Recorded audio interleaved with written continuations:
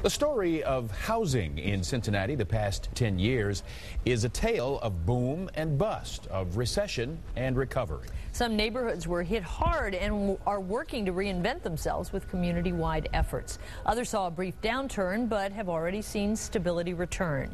9 News reporter Tom McKee found the keys to the future are new construction, remodeling, and a renewed sense of determination. When Heather Weigel walks along McPherson Avenue in Price Hill, she doesn't worry that 70% of the houses there are in foreclosure. She envisions opportunity. I see a community that's been hit hard by recession but is rebounding, I think, as quickly as any neighborhood could. I see a lot of hope, I see a lot of energy, I see a lot of excitement. Dwight Young, whose Block Ministries is based on the street, says easy mortgage money let investors become absentee landlords in the boom years. I don't own it. I'm not going to take care of it. I don't care about it. If I tear it up, no big deal. If I throw trash down, doesn't matter. Still have some of that, obviously, but that's changing. Across town, Megan Marshall's family members wanted an urban environment when house hunting began 11 years ago. They found what they wanted in Oakley on Minot Avenue and haven't regretted it. We looked at houses for about 6 months in different neighborhoods, and we really felt Oakley was a good, solid neighborhood. Marty Gardner grew up in Hyde Park and looked there in Mount Lookout and Pleasant Ridge when she wanted to buy a house. Oakley, with its wide variety of older homes, was her choice for its location, affordability, and walkability. I knew Hyde Park was out of my price range, but yet Oakley's right here in the same neighborhood. They have the same type of housing stock. And it's just, I like the neighborhood. That's the tale of two Cincinnati neighborhoods, Price Hill, which was hit hard by the boom and bust cycle, and Oakley, which was impacted to a lesser degree.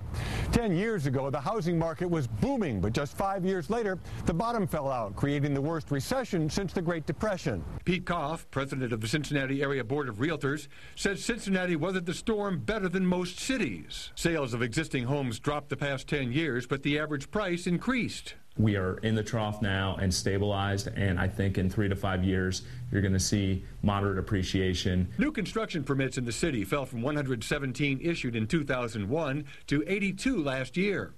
Carolyn Rolfes, vice president of the Home Builders Association of Greater Cincinnati, says the recession produced that lower number. 2011 is going to remain relatively flat, and we will actually see the bottom and start climbing out slowly but surely in 2012 and 2013. Cincinnati isn't without new construction the past 10 years, though.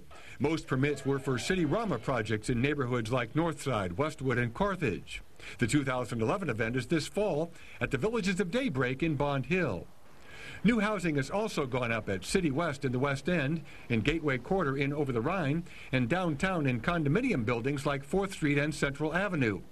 Rolfes says future construction is largely tied to the city continuing its tax abatement program. If you get a LEED certified house in the city of Cincinnati, you get a 15-year tax credit, a tax abatement on your new construction.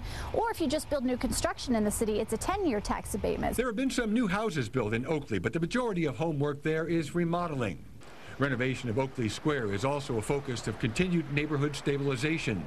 Marty Gardner says the value of the home she bought in 1991 and continues to remodel remains strong. It was about $68,000 when I bought it, and it went up to as high as $180,000 during the boom, so to speak, and now it's about $160,000, $165,000. Megan Marshall's family looked at bigger homes in other areas, but chose to redo the kitchen and stay in Oakley because of convenience and the sense of community there. Well, I don't think it could go anywhere but up as long as the neighbors and the people stay involved in their community. Revitalizing Price Hill is a community-wide work in progress. Construction is underway on Incline Village, 14 apartments and a restaurant with a great view. The City Planning Commission has approved calling the area the Incline District. We think that the Incline District is a great way to brand that part of the West Side to encourage new investment, new jobs, and more housing. Businessmen Bill Burwinkle and Tom Koopman have remodeled the Flats building into 5 apartments at Price and Hawthorne Avenues. If you think it's going to happen in a year or two, you're sadly mistaken, because it's decades. But if you never start, you're never going to finish. Block Ministries opened a coffee house across the street, located its offices on McPherson Avenue, moved employees there, and is remodeling a nearby 12-family apartment building. The idea that we have is to actually change the street at a time. a block at a time, working with a family at a time, to make a difference. The Price Hill redevelopment group called Price Hill Will has partnered to restore the Elberon building to its former grandeur for senior citizen housing and has rehabbed 45 other homes. A new Kroger store anchors the business district. I think Price Hill is ripe for investment and reinvestment, and I think in a few years this is going to be one of the trendy places to live in Cincinnati. Neighborhood leaders boldly believe they can create the next Mount Adams type community with great housing stock and greater opportunities. I hope we will be even better than Mount Adams. Tom McKee, 9 News. Well, we all have high hopes for the real estate market. We all share in that. Yes, we do.